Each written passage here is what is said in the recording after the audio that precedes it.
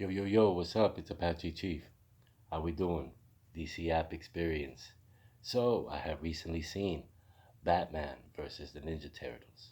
And I have also just read Batman versus the Ninja Turtles, which I found out that the animated series was based on this comic book. But I only read the first issue. But I was very impressed with it, as well as the animated series. There were nice renditions, slightly different from from at least from the first issue perspective. But in retrospect, we're gonna go back and forth and kind of state like some of those differences.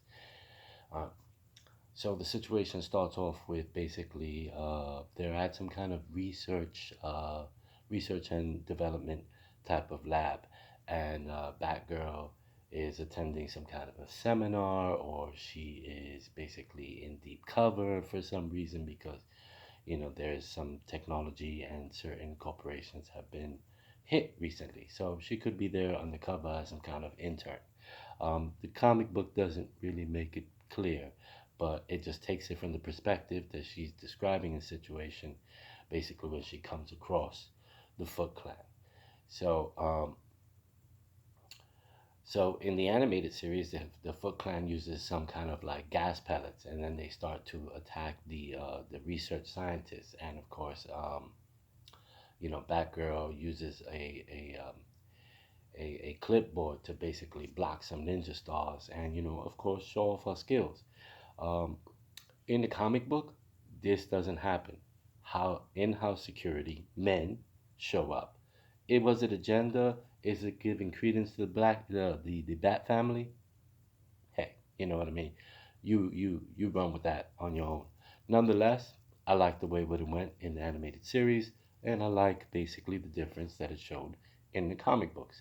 The art is very um, similar to how the Japanese art of the original Ninja Turtle style used to be. And again, the turtles are like, the short, squat kind of, original turtles, even from the first attempt of the original movie. Um, but back to the story.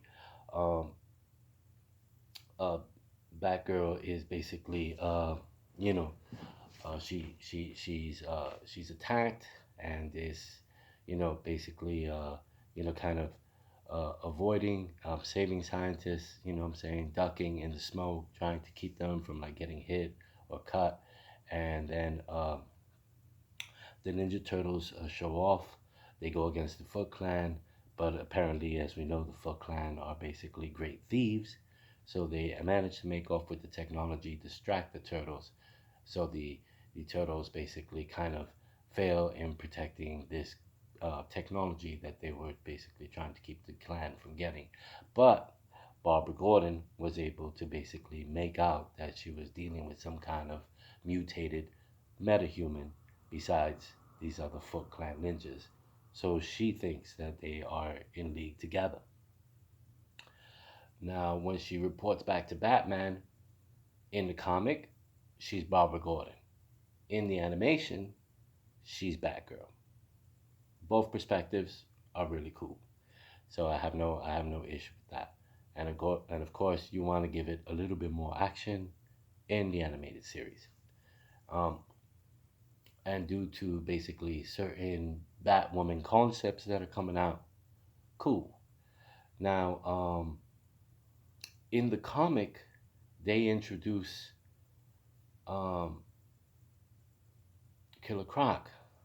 Now, as I was watching the animated series, I said, I hope Killer Croc is in this. So the moment that I felt that I was watching the animated series was almost basically, bow, here it is. You know what I mean? Killer Croc introduced in the comic, kind of in the time and place that I wanted it. And it was just so funny because I was not aware. But it just kind of made sense that the Killer Croc character should be, you know, tied into this. So apparently, Killer Croc has some kind of technology, and he's trying to get to the Batmobile to steal a part for it, and get paid.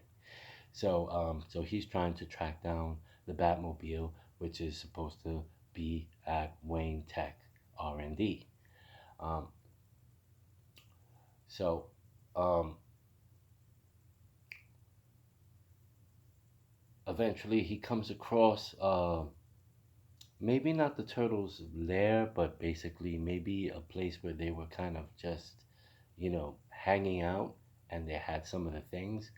So of course, they're not from Gotham, but I'm sure they made like a little bit of a temporary, operation. And since he's traveling through the sewers, he comes across basically maybe a part of the sewers where they were just making camp.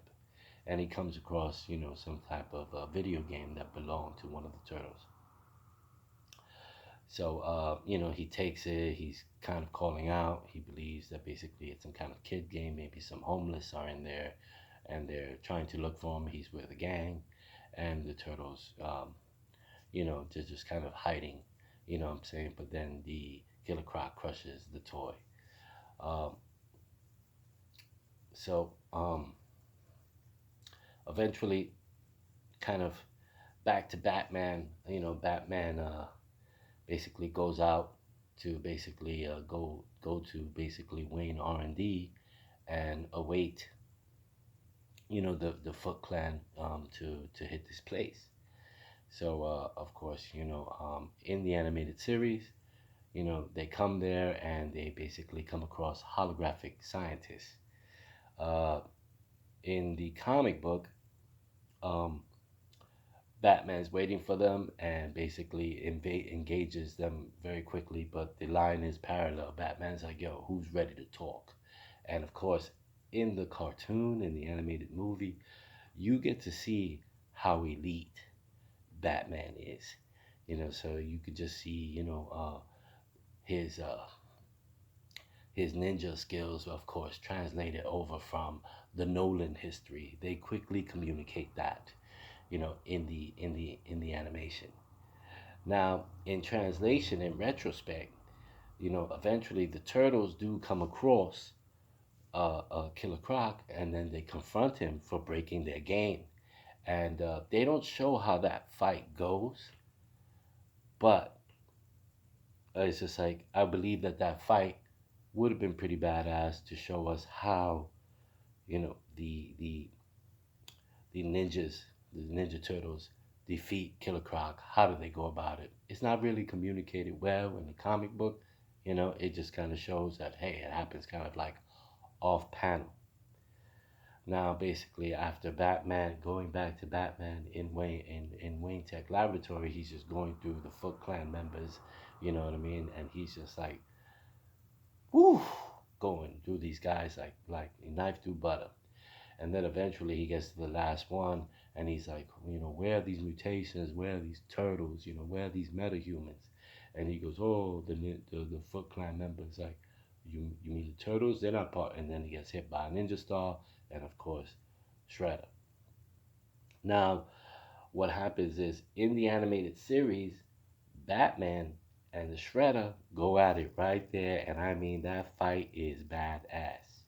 And of course, in the comic book, they kind of they let you know that a fight happened between Killer Croc, but of course, Killer Croc doesn't has no is a no show in the animated series, uh, which is sad because he belonged there. The comic, what I'm saying, says he belongs there. I felt that he would have belonged there, and it's just like, but it doesn't happen.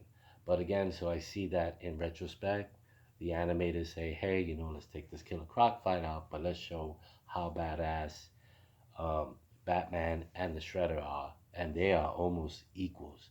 They are breaking parts of their armors. They are cracking skulls.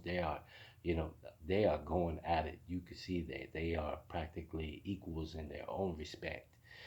So that was clearly nice to see.